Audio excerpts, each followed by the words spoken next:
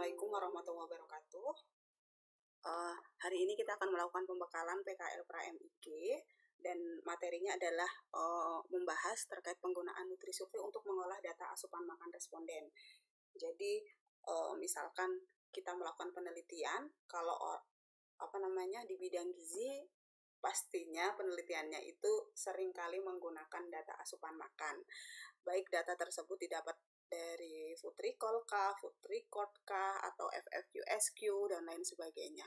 Nah, kalau hanya dari food recall kan kita hanya bisa tahu kira-kira si responden itu mengkonsumsi nasi ataukah tempe ataukah tahu. Jadi kita hanya bisa tahu bahan-bahan makanan yang dikonsumsi dan berapa jumlahnya kan. Tapi kita belum bisa tahu kira-kira berapa sih asupan zat gizi dari responden tersebut. Nah, maka dari itu kita perlu menganalisisnya. Nah, sebenarnya software untuk melakukan analisis zat gizi tersebut itu ada banyak, tidak hanya NutriSurvey ya, ada Nutrisoft, ada FW3 dan lain sebagainya. Tapi di sini kita akan bahas terkait NutriSurvey. Nah, untuk NutriSurvey kita bisa downloadnya tersendiri ada di sini, ada download di NutriSurvey ya. Kita bisa ketik NutriSurvey, kemudian kita bisa klik ini. Nah, kemudian kita bisa klik ini untuk download. Nah, ini saya tadi udah download ya. Udah sempat download. Oke, open folder. Oke, nih, NutriSurvey 3, saking banyaknya. Oke, kemudian saya install. Nah, kita coba. Ini saya save di data.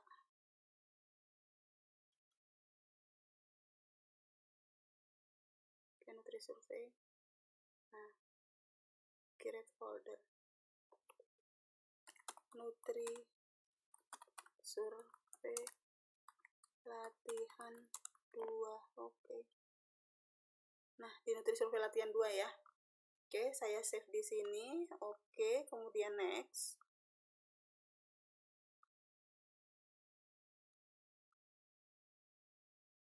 Oke, yes. Nah, oke. Kita coba buka.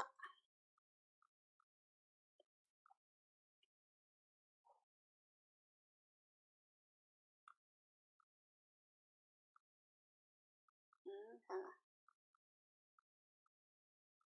Mana sih ya NutriSurvey? Oke. Nah, ya, ini di sini kelihatan ya. Ini adalah NutriSurvey. Oke. Nah, kita buka di sini. Oke, ini ada NutriSurvey, ada beberapa menu. Mungkin nanti saya belum bisa menjelaskan satu-satu ya, karena waktunya terbatas. Jadi nanti saya akan jelaskan sebatas kira-kira yang akan kita pakai pada saat kita mengolah data penelitian. Nah, untuk menghitung asupan zat gizinya, kita bisa entry atau masukkan nama bahan makanan atau nama makanan yang dikonsumsi oleh responden. Contohnya, misalkan respondennya makan nasi. Oke. Begitu saya ketik nasi, yang keluar nasi goreng, itu berarti di database yang ada di NutriSurvey ini hanya ada nasi goreng, nggak ada nasi yang lainnya. Makanya dia langsung muncul nasi goreng. Nah, oleh karena itu kita coba import database ya. Nah, di sini ada country specific food database, kita klik. Kemudian kita klik Indonesian karena kita perlu untuk yang Indonesia. Di sini ada punya banyak negara ya. Oke, coba kita open folder. Nah, ini ada di sini Indonesia. Nah, Indonesia di sini saya cut, lalu saya pindah ke NutriSurvey latihan 2. Dia harus ada di sini. Oke. Kemudian saya ekstrak. Dia disimpannya harus ada di dalam folder NutriSurvey ini. Kalau nggak di dalam folder ini tuh nggak bisa. Saya ekstrak.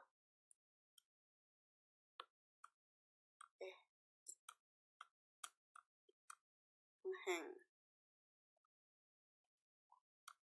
Oke. Extract here. Nah. Oke, ada muncul indo.fta.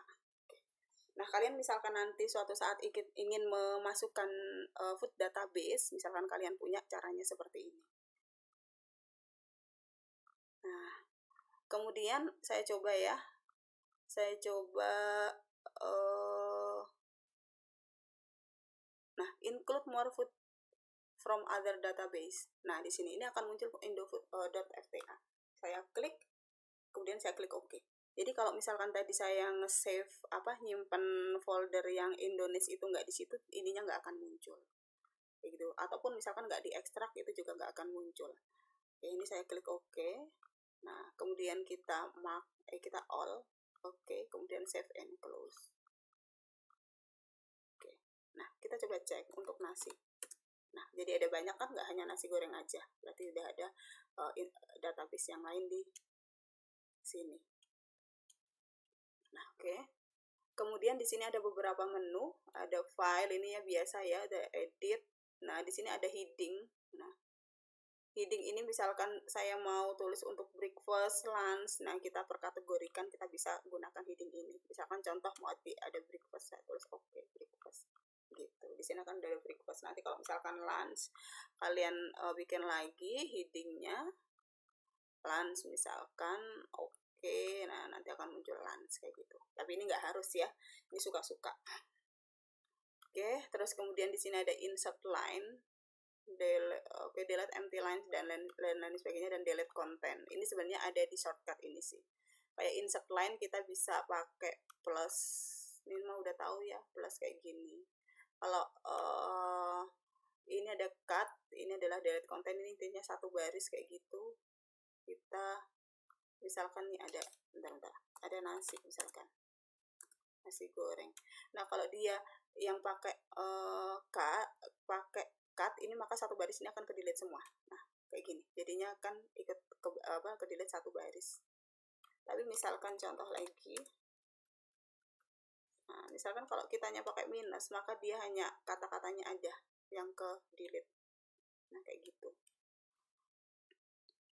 Nah, kemudian di calculation di sini ada energy requirement, ini kita nggak usah bahas ya, nanti kelamaan.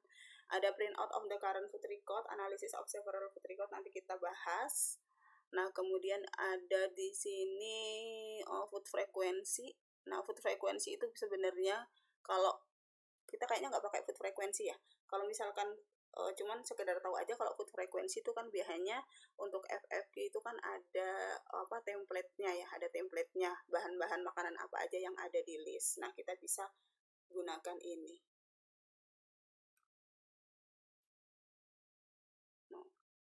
Nah, kayak gini.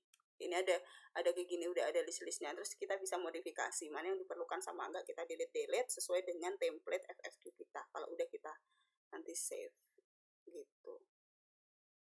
Nanti saya kasih tunjuk kalau yang model ini change struktur. Nah, ini change struktur. Nah, gitu. Jadi kita bisa delete yang kita perluin sama enggak. Atau kita bisa misalkan kayak gini, nasi. Oke, di list pertama ada nasi putih.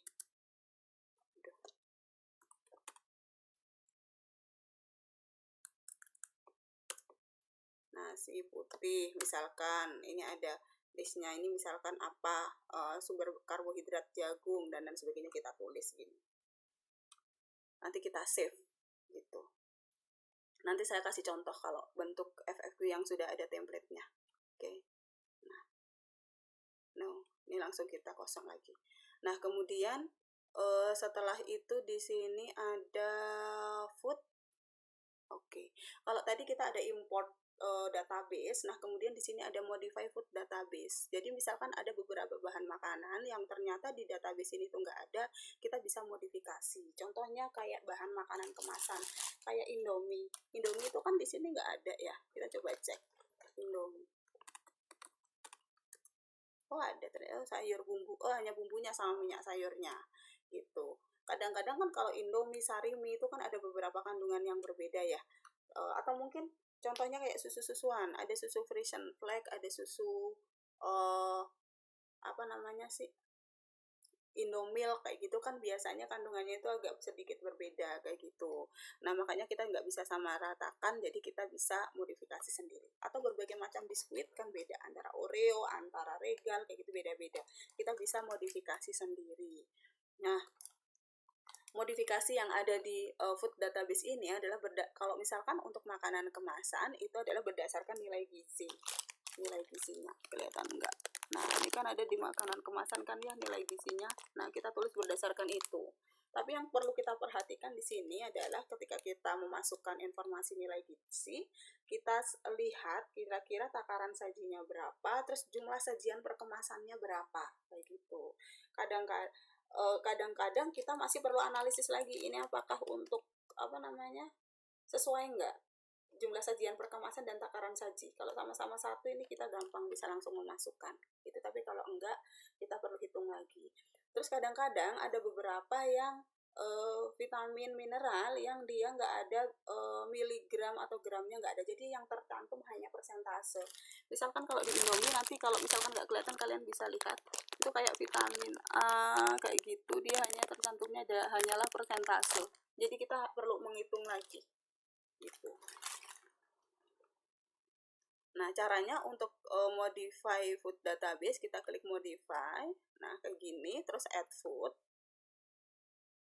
Nah, add food kemudian kita tulis misalkan apa? Sarimi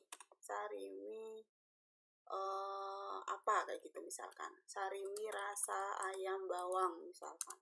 Jadi kayak rasa-rasa juga perlu ditulis ya, karena kadang-kadang kalau kayak susu, rasa coklat, rasa stroberi, rasa vanila itu suka agak beda kandungan gizinya. Nah, kemudian kayak gini, terus di sini kita tulis berapa kilojoule. Di sini energinya pakai kilojoule ya. Biasanya kalau di kemasan kan pakai kilokalori. Nah, kita perlu convert dulu ke kilojoule. Nah, kemudian ada proteinnya berapa, fatnya berapa, dan lain sebagainya, vitamin, mineral kita bisa tulis kalau kita perlu. Kemudian kita bisa klik OK kalau sudah ya. Nah, kalau sudah klik OK. Nah, misalkan saya ngasal ya, asal satu berapa ini kalau di sini Indomie ayam spesial link di sini, Indomie ayam spesial. Oke, kita coba kilojoule. Nah, kalau malas ngitung tuh saya suka convert.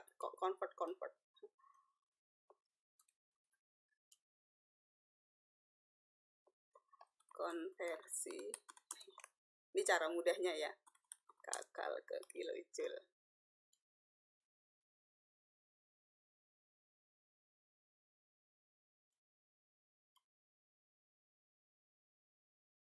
Oke.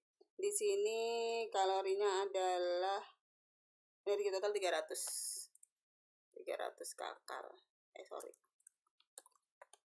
Mengkonversi menjadi 1256,04 kilojoule. Oke.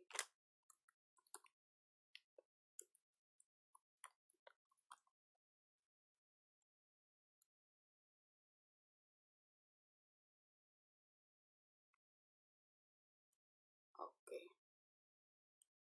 Nah, terus proteinnya berapa? Di sini proteinnya itu tertulis 7 gram. Kemudian fatnya itu tertulis 10. Kemudian karbohidratnya tertulis 44. Saya tulis sampai karbohidrat aja ya, biar nggak lama. Jadi kalian kalau misalkan mau lengkap ya sini dilengkapin semua. Kemudian kita klik OK.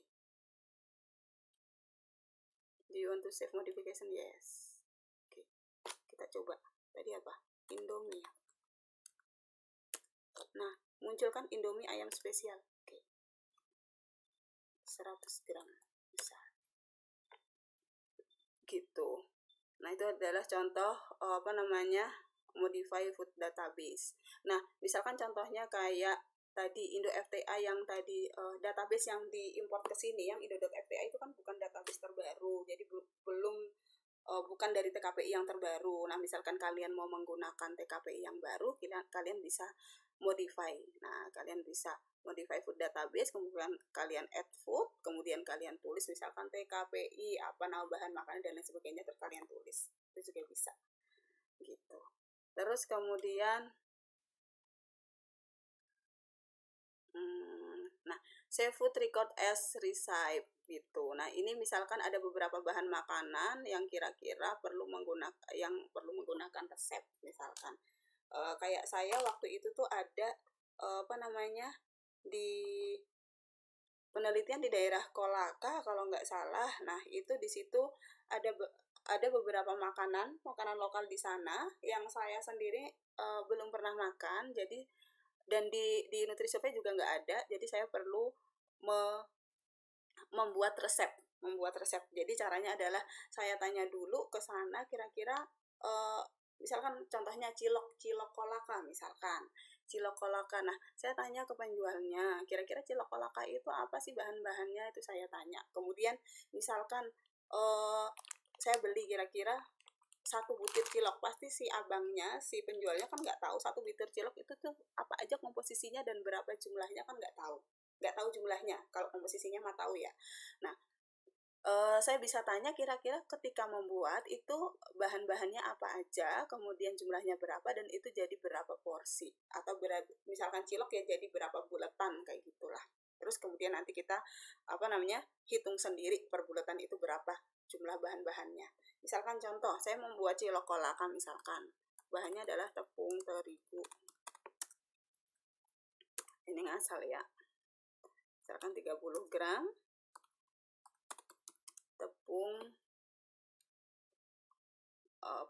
tepung tapioka, nggak tahu ini bahannya apa aslinya, tepung tapioka mana. Nah, 20 gram